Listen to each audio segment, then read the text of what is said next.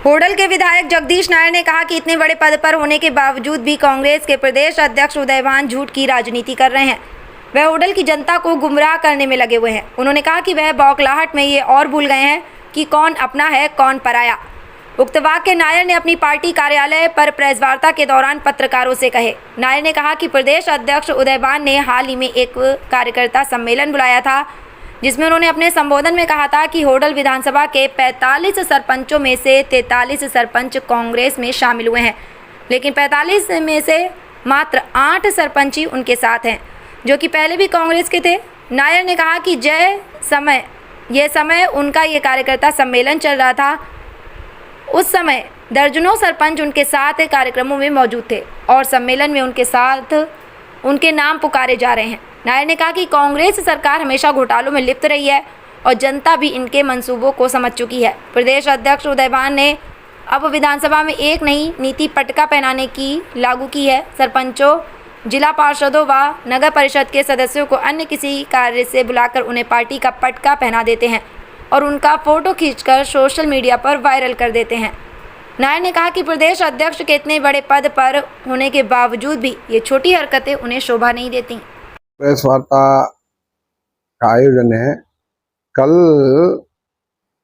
माननीय उदयभान जी अपने प्रदेश अध्यक्ष कांग्रेस, उन्होंने कोई कार्यकर्ता मीटिंग की थी और कार्यकर्ता मीटिंग में उन्होंने एक झूठे जो है ना बयान दे दिया, जो कि लोगों को गुमराह करने वाला बयान था।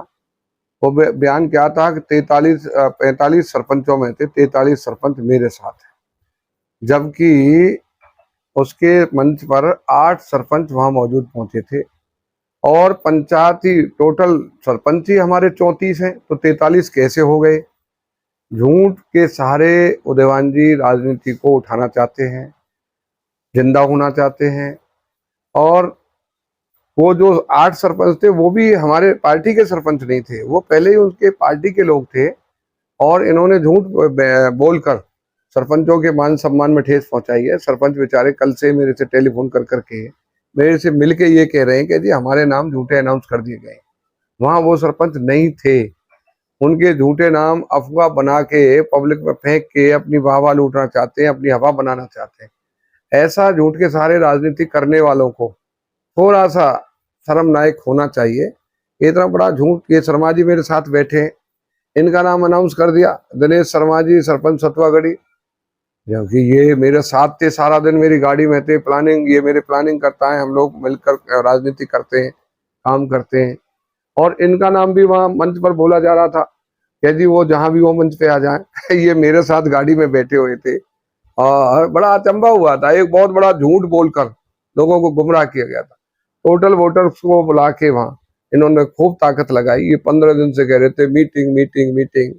15 दिन के बाद ये मुश्किल से 700-800 आदमी वहां इकट्ठा कर पाए थे। चलो, हर वो मीटिंग करता है, मीटिंग मैं भी करता हूँ, हर पार्टी मीटिंग करती है।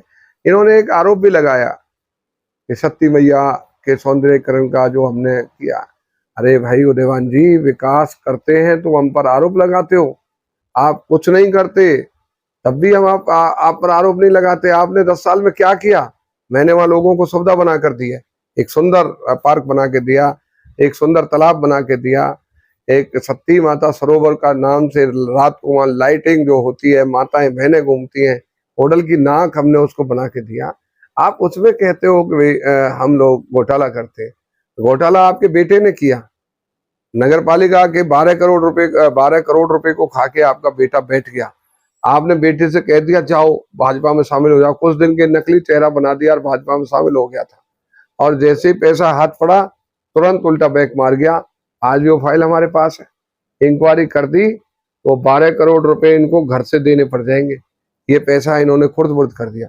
ये बात करते हैं मेरे जैसे आदमी को, पर लोगों को भड़काते।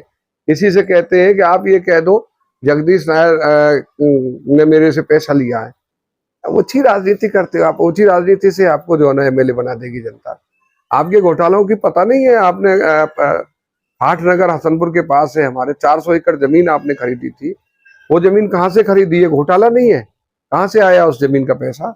जगदीश नायर खानदानी आदमी है। जगदीश नायर के बाप भी जो है ना पहले अमीर था, आज भी भगवान की कृपा से हमारे पास कोई कमी नहीं है।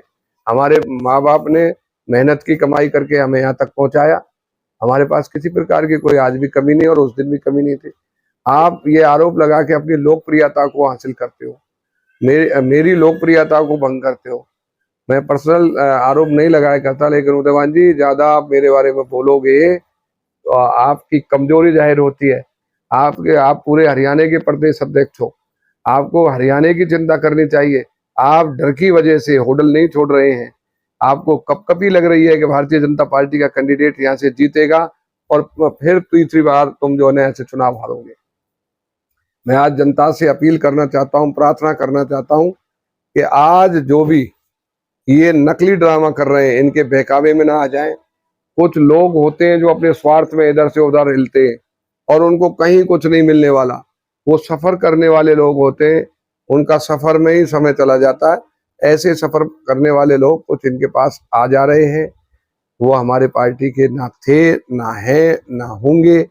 उन लोगों ने कभी हमारी पार्टी में कोई आस्था व्यक्त नहीं की थी। हमारी पार्टी के डेडिकेटेड जो साथी हैं सब मिलजुल के पार्टी में काम कर रहे हैं। हमारी यहाँ बहुत अच्छा बीजेपी के कार्यकर्ताओं में संयम है, एक दूसरे की इज्जत करके काम में लगे हुए हैं। आज ये झूठ के सहारे हमारे कार्यकर्ताओं में भ्रम फैलाना चाहते हैं, हमारे कार्यकर्ताओं को भड़काना चाहते हैं कि वो टूट गया, ये टूट गया। सरपंच साहब बैठे हैं मेरे पास, गजेंद्र जी, पड़ोस में भाई कोई बुला लेता है, मुझे भी पता नहीं लगता है। कई बार हम सामाजिक फंक्शन में चले जाते हैं, वहाँ नेता और भी आ जाते हैं। इनके एक आदमी ने, अनजाने आदमी ने इन पर पटका डाल दिया, पटका डाल के कह दिया, इनका वीडियो चला दिया जी कांग्रेस ज्वाइन। इन्होंने कहा भाई बीजेपी का हूँ, जगदीश नायर का आदमी हूँ, मेरे को पटका क्यों डाल रहे हो। इस तरीके से एक पटका गैंग इनका चल रहा है। उस पटका गैंग में माननीय उदयवान जी अपनी खोई हुई लोकप्रियता को हासिल करना चाहते हैं।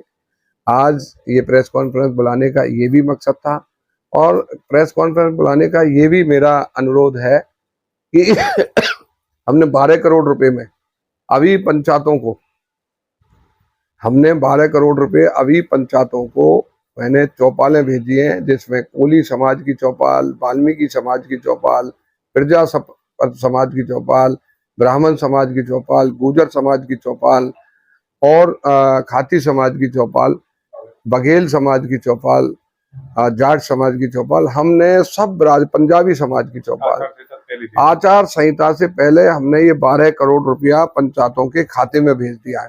सरपंच लोगों को ये कह के गुमराह कर देते हैं कि हमारे पास पैसा नहीं आया, वो अपने खाते चेक कर लें, उन्हें खाते में उनका पैसा आ गया। माननीय सरपंच साहबों को कोई दिक्कत कठिनाई आती है तो हम लोग उनके साथ खड़े हैं। वो उस पैसे की क्लियरेंस अगर करने में उन्हें दिक्कत आ रही है तो हम उनके साथ खड़े हैं और उसके पैसे को हम दिलाने के लिए सरपंचों को